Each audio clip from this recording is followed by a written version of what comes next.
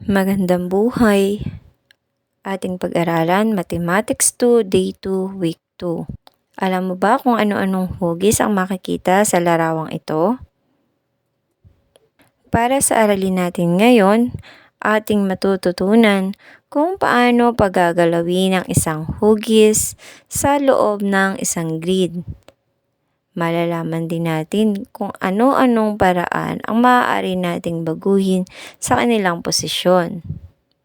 Ang slide or translation ay binubuo ng paggalaw ng hugis sa isang specific na lugar o distansya o kaya naman ay specified direction. Alam mo ba kung ano ito? Ito ay tinatawag na grid at ang square na makikita nyo sa ibaba ay tinatawag namang cell. Ito ay gagamitin natin kapag atin nang pinagalaw ang mga hugis. Tingnan ang hugis na ito. Ito ay isang square na mayroong circle sa upper left corner nito. Ito ay inilagay sa gitna ng grid.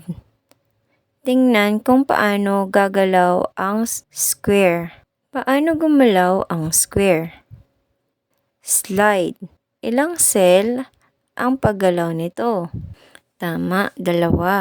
Anong direksyon pumunta ang square? Kaliwa. Paano naman gumalaw ang square? Tama, ang square ay gumalaw ng 2 cell pataas. Dito naman, ang square ay gumalaw ng 4 na cell patungo sa kanan. At panghuli, ang square ay gumalaw ng 4 na cell pababa. Isulat natin ang quarter circle na ito sa second row ng first column ng isang grid. Pagalawin natin ang quarter circle ng 4 na beses o 4 na cell papunta sa kanan. Pagalawin natin ang figure o figura according sa distansya at direksyon na ibibigay o makapunta sa bagong posisyon. Una, pagalawin ang triangle ng 3 cell pababa. Ikalawa, pagalawin ang rectangle ng 2 cell papunta sa kanan. Tatlo, pagalawin ang circle ng 3 cell papunta sa kaliwa. Ikaapat, pagalawin ang triangle ng 4 na cell pataas.